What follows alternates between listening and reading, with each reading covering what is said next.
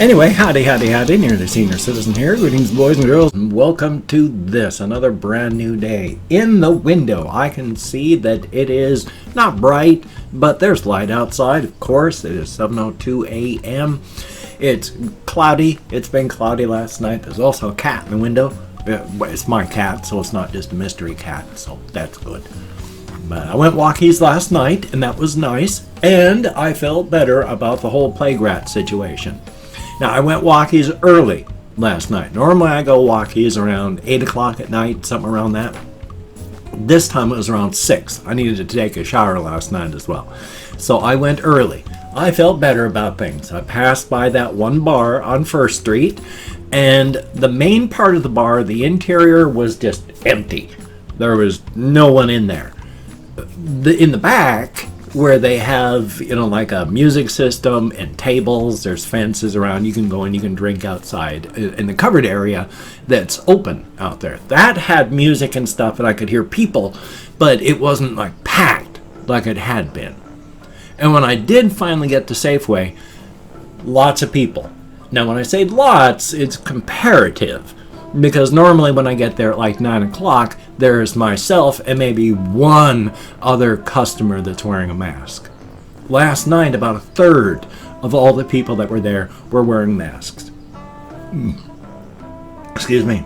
Had both a container of yogurt, and then I washed it down with a whole bunch of carbonated cola beverage. Diet, of course. But it was very good. It was nice to see people out there actually caring. Now, it's still in Mason County, where I live. I mean, it's still a slow burn. A couple weeks back, there were only 33 cases confirmed in Mason County, the county in Washington State where I live.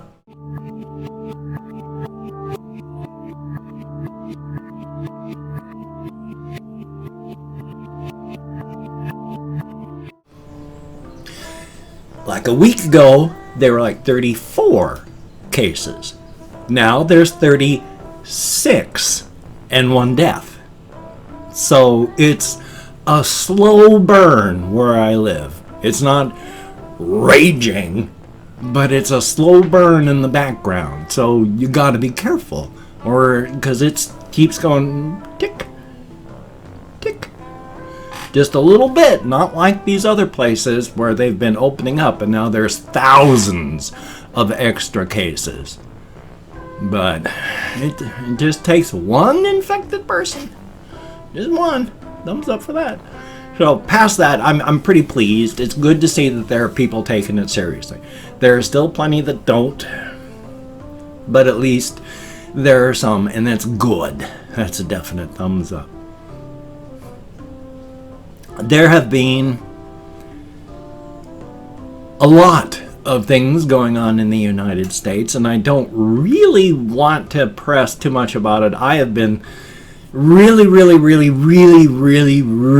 struggling with my own depression and stuff with all this extra stuff happening, and so I don't want to really dwell on it. It's not... I mean, you have to keep it in mind, and I speak from a position of privilege when I say I don't want to dwell on it, because there are people that just because of the color of their skin, they have no choice. They have to dwell on it because it's a part of their life every single moment. And they have to worry, if I go out to the store today, am I going to make it back alive? So, yeah, I speak from a position of privilege when I say that for my own mental health, I gotta try and step back a bit. I mean, you need to stay outraged to some degree. You need to stay angry to some degree, because stuff is wrong, and it has to change. And I don't want things to go back to normal, because normal means people of color being murdered in the street with no recourse. And I would rather everything burns down and we start from scratch than go back to that. So I don't want things to go back to normal. That would not be good. But from a position of privilege, I have to step back for my own mental health. I mean, I'm trying to deal with a whole bunch of stuff just in my own house up here, and I can't take on too much outrage and too much all this, or I'm going to crack and fall apart again. So I gotta step back a bit. I have written some things down though, because who I am now, socially and socially responsibly, etc., etc., etc., is not the person, of course, that I was decades back. And because I'm of an older generation, and because I'm pushing 58, most 90% of all of my youth, all the way up to like 30 years old, is just doesn't exist. Does not exist. Aside from just people's memories. And that's good and bad. I mean, it's nothing like today where everything is video documented and you're saving files and you're able to transfer them and you can put them onto the cloud. Back when I was younger, growing up, I was born in 1962. I don't really remember much of my youth until I was in my 70s, until the 1970s, when I started going to middle school. And then I started high school in 1977. And I graduated in 1981. I was an adult, 19 years old in 1982. This is why I say I don't really fit in as a boomer because of the time. Because when I became an adult, it was already like 25 years after all the boomer stuff. So I may fit in that, oh, I was born in 62, and if you were born up to 64, yeah, but by the time I was an adult, I was part of the new generation of thinking. I wasn't boomer thinking. So age-wise, yeah, but mentally, no. But anyway, I was talking about how nothing was documented back then. You didn't have phones. You didn't have video recorders. You just had, I mean, the biggest thing from taking really good pictures was the Polaroid, where you took a snap and it would go and come out with a physical chunk, and then you had to wait a couple minutes for the chemical stuff to actually make the picture appear. And that was the epitome of technology. I was no paragon of virtue. I mean, I've always been trying to be on the right side during my life. But as stated, I've been an idiot. I mean, thank God that there was no recordings. When I was like 15 and some odd, I was of one of those people that was speaking from my position of whiteness, that racism was over. Oh, that is so cringy, and I'm so glad that cringy. And I'm so glad that there's no video evidence of any of that stuff. And yeah, as much as I am socially responsible, I also practice protective coloration, which is you keep your head down so that it doesn't get knocked off. I act the way others act when I'm in a crowd so that I don't get singled out as being different. So yeah, I have used very racially unpleasant language. I have used the sort of language that, if it had been recorded, would have gotten you canceled entirely. But it wasn't being spoken because I believed it. It was spoken so that I didn't get singled out and maybe get my own ass kicked right then and there. So, I am no paragon of virtue. But we are who we are because of all the decisions that we've made through our past. And I'm pretty pleased with who I am, and that's a thumbs up. I mean, I can't change the physical stuff. I can't change the depression. I can't change the ADHD. I can't change the damage I did to myself with my alcoholism. I wish I could. I don't like the fact that my liver is fatty and fibrous, because it's not supposed to be, but it is. So yay. And then, of course, taking a look further on down here to see what we have, I was thinking on my bone-hurting juice story, because I want to try and introduce another race, the humans. I mean, I already had the humans in there, but then they all died, and now they're just the skeletal remains that are animated by the magical zombie plague. So, but when I had done my bone-hurting juice background type story thing, just really quick, I figured that when a universe is coming up, it's like the universe throws a handful of 100-sided dice, and if it gets the closer it is to everything being ones, the worse. The closer it is to being 100s, the better. If they're all one, that's really bad. That's a critical failure for your universe, and generally nothing really survives that. A critical success, all 100s, can help negate that, but it's repairing the damage afterward. In the bone-hurting juice universe, there were 10 critical failures.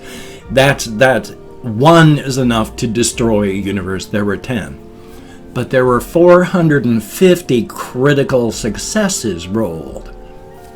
So the universe and the world, as it split and calved, there were differences. One whole universe where it was just the Dwarven, the fungus-type, elven-type characters. Another universe that just had the Elvandri, the surface-dwelling Dwarven types. Another universe that was just the people of the Kalendra.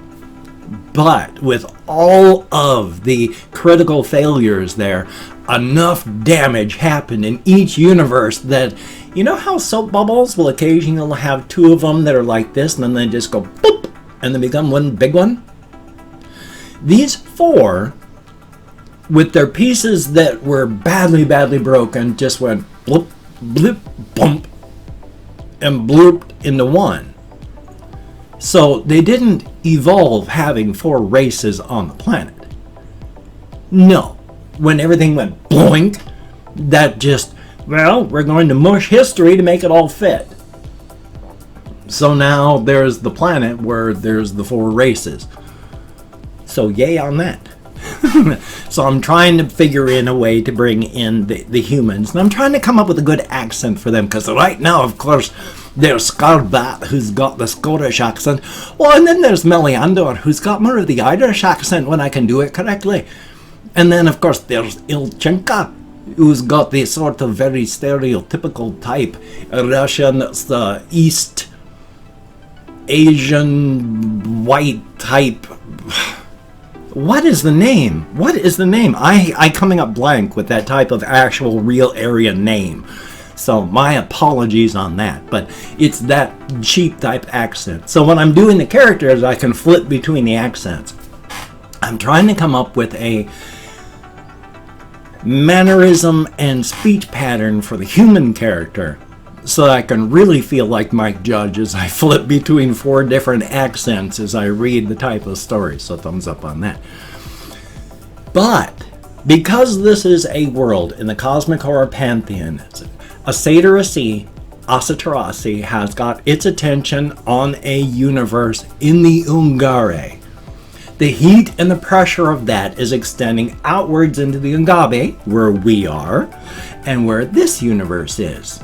Because of all the successes and all the failures, and it's wandered into the sphere of influence, Satyr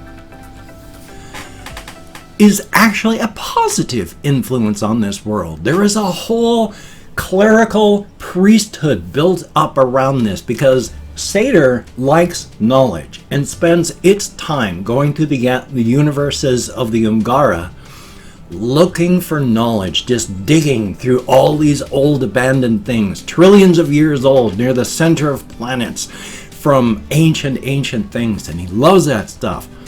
So on this planet, the priesthoods will be going along, and then just suddenly they'll get images of like a centipede-like creature crawling through deep, dank ruins far underground, because they'll get images of how far it is underground. And then they know there is knowledge here.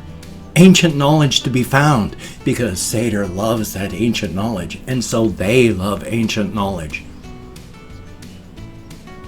Sederasi, Asatarasi, is the god of knowledge, of ancient things, of learning, knowledge, growing, preserving the past.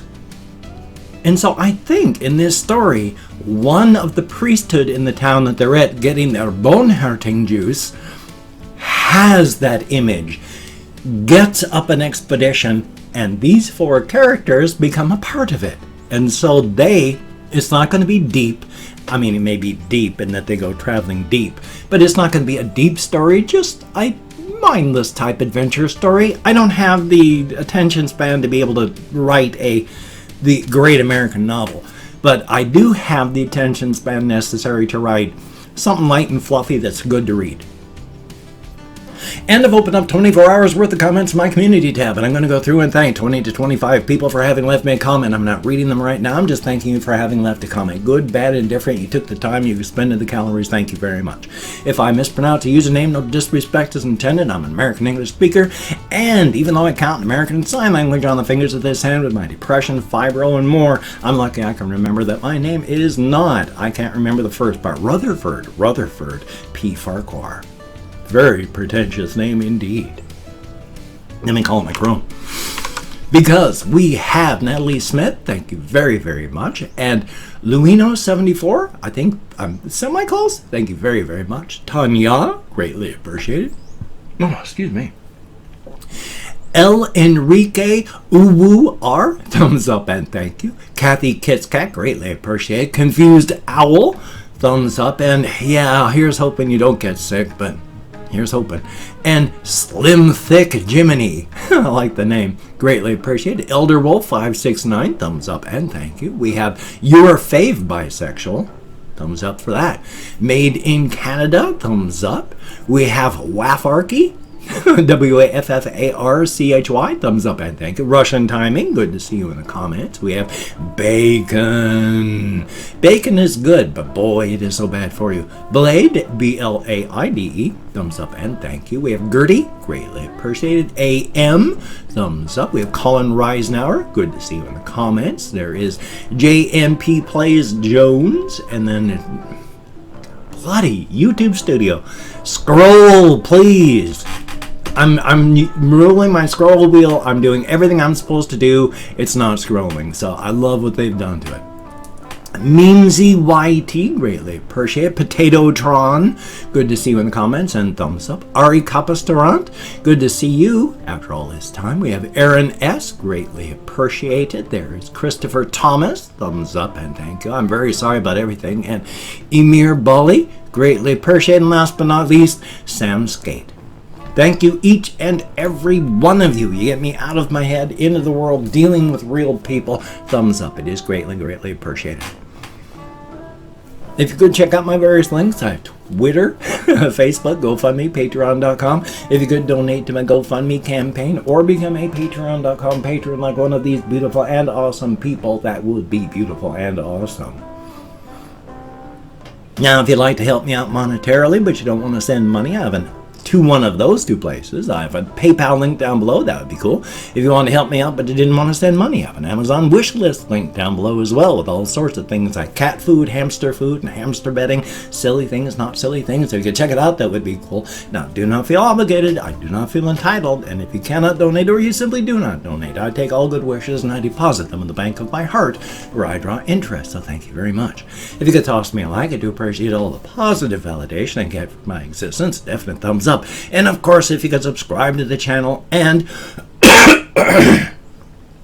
hit that bell, that would be very cool, greatly appreciated. I would understand if you did not wish to, but if you are down with it, I will do my very best to keep you entertained from now until the literal end of time. Thumbs up for that. Well, I have this video here that you're watching. I have another video I need to edit and render. I still have my game channel video that I want to get done. As stated, I don't want to let it die, but I can't spend a bunch of time on it because I don't get paid for it. And I'm trying desperately not to be homeless. If you watched this far, thank you very, very much. Analytics show that most people stop watching after 3 minutes on everybody's videos, not just mine. So if you made it to the end, thank you very much. It is greatly appreciated. So, chicken head or duck head, I can't remember now which. And you take care. Have a great day today. And be safe. Be safe. That's the most important part.